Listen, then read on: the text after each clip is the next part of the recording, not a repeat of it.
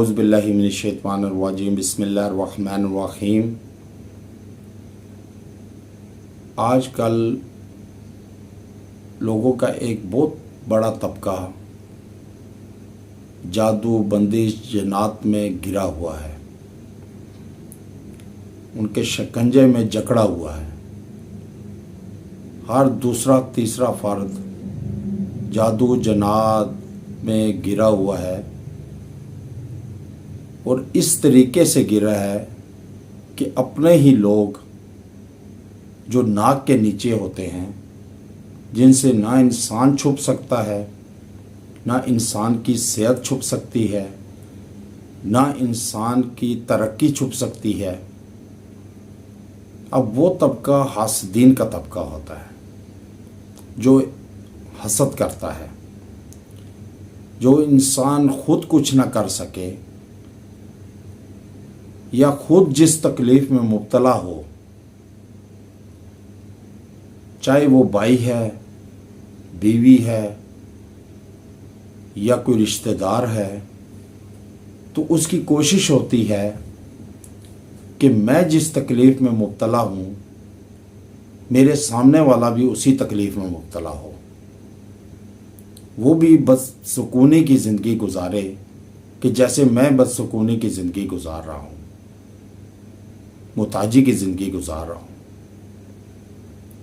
سہارے کی زندگی گزار رہا ہوں، یا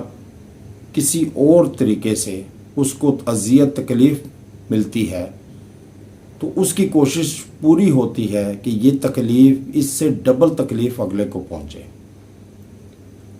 اب وہ طبقہ ایسا ہوتا ہے کہ اس سے انسان بچ بھی نہیں سکتا۔ اول تو یہ کہ اللہ سے دعا کریں کہ اللہ اس کو ہدایت دے، ہو سکتا ہے آپ کی دعا سے ہدایت مل جائے، اگر نہ ملے تو وہ اسی میں مبتلا ہوگا، کیونکہ جو انسان کسی پہ کالا عمل کرتا ہے تو دائرہ اسلام سے خارج ہے، وہ کرانے والا بھی کرنے والا بھی۔ اب یہ معلوم ہوتا ہے انہیں، لیکن حسد کی آگ اتنی بڑکی ہوتی ہے کہ اس میں ان کا دماغ کام نہیں کرتا، ایمان ان کا بالکل 0% ہوتا ہے۔ جب انسان کا ایمان کمزور ہوتا ہے، دین پہ نہیں ہوتا، یاد رکھیے گا، جو انسان اللہ سے نہیں ڈرتا وہ اللہ کی مخلوق سے بھی نہیں ڈرتا، احساس نہیں کرتا، رحم نہیں کرتا، پتھر دل ہو جاتا ہے اس کا، تو وہ عمل ایسے کراتا ہے کہ انسان کی زندگی اجیرن کر دیتا ہے۔ اس کی پوری کوشش ہوتی ہے کہ زیر زمین سے زیر زمین پہنچا دیا جائے، اگر اس کے بس میں ہو تو اول تو یہ کہ آپ دین پہ ہوں، اللہ کی رسی کو مضبوطی سے تھامے رکھیں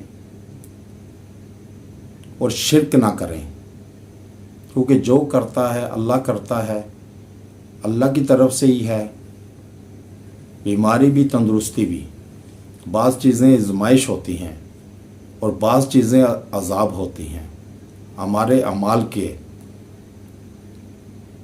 اور بعض قربت کی وجہ سے اللہ آزماتا ہے۔ تو اس لیے جب آپ پہ کوئی ایسا کالا عمل ہو جائے، جنات ہوں، جناتی اثرات ہوں، جسم جکڑا ہو، معدہ جکڑا ہو، سر باری ہو، کاندھوں پہ بوجھ ہو، آپ کچھ کھا نہ سکیں، نیند نہ آئے، تو اس صورت میں آپ کے لیے ایک انتہائی مجرب عمل لایا ہوں بطور عطیہ۔ آپ کو اجازت ہے اس وظیفے کی، آپ خود بھی کریں، آگے بھی ترغیب دیں، آگے بھی بتائیں، کیونکہ ہو سکتا ہے آپ کی وجہ سے کوئی شفا پا جائے، تو اس کی وجہ سے آپ کو اللہ محفوظ کر دے، دشمن سے شفا دے دے۔ اب وہ کیا ہے؟ آپ نے اول و آخر 3 مرتبہ درود ابراہیمی پڑھنا ہے، اور چوتھا کلمہ آپ نے 100 مرتبہ پڑھ کر آپ نے دعا بھی کرنی ہے، پانی پہ دم کریں، اور اس پانی کی چھینٹیں آپ اپنے چہرے پر بھی لیں، جسم پہ بھی ڈالیں، اور گھر کے چاروں کونوں پر چھڑکاؤ کریں اس پانی کے چھینٹیں، اور آپ پانی پئیں، پورا گھر پئیں۔ آپ انشاءاللہ اپنے اندر سے ایک محسوس کریں گے چیزیں نکلتی ہوئی، اثرات زائل ہوتے ہوئے۔ اس کو وظیفہ حیات بنائیں، انشاءاللہ تعالیٰ آپ دشمن کے شر سے محفوظ ہوں گے اور آپ صحت یاب ہوں گے انشاءاللہ۔ سب سے پہلے یقین کامل رکھیں اللہ کی ذات پہ، کیونکہ جو کرتا ہے اللہ کرتا ہے۔ انسان صرف ہم کوشش کی حد تک ہیں، کرنا نہ کرنا اللہ کے اختیار میں ہے۔